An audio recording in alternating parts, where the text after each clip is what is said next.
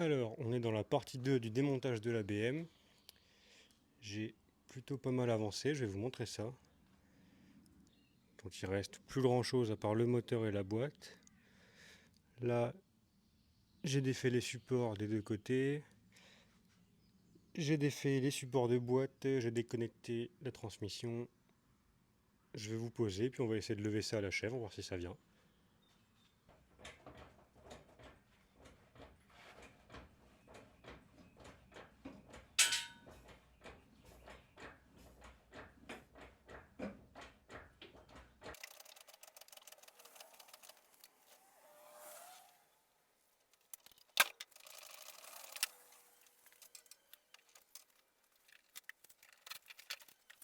Ça y est, le moteur est sorti.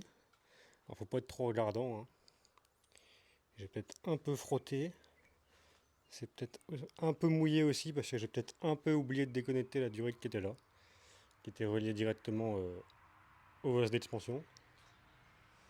J'en ai un peu chié tout seul pour le sortir. Là, je vais le foutre sur palette et je vais m'occuper de désolidariser la boîte. Ça va être vachement plus facile pour le trimballer. Ça veut dire que la boîte doit faire le je ne sais quel poids.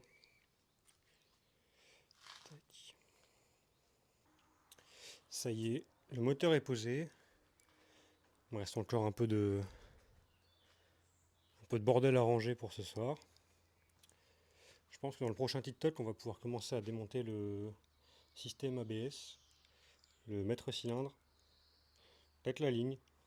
On va pas la garder celle-là forcément. Et surtout le plus important là-dedans, ça va être de faire un gros coup de propre. Parce que quand on voit l'épaisseur de crasse qui s'est accumulée là depuis je ne sais combien d'années. J'ai aussi pas mal de pièces du coup de E34 524 TD, si ça intéresse quelqu'un. Le turbo avec le collecteur, l'alternateur, le boîte à air, filtre à huile, filtre à gasoil, la poire d'amorçage pour la pompe, la pompe de DA, l'alternateur, démarreur, et la boîte aussi. Je pense que la boîte, elle, je vais pas la garder. Le moteur, je vais le garder parce que j'aime bien la dual qu'il a quand même. Ça fera toujours sympa en déco quelque part. Et ben moi, je pense que je vais vous laisser là pour aujourd'hui. Puis je vous dis bon week-end.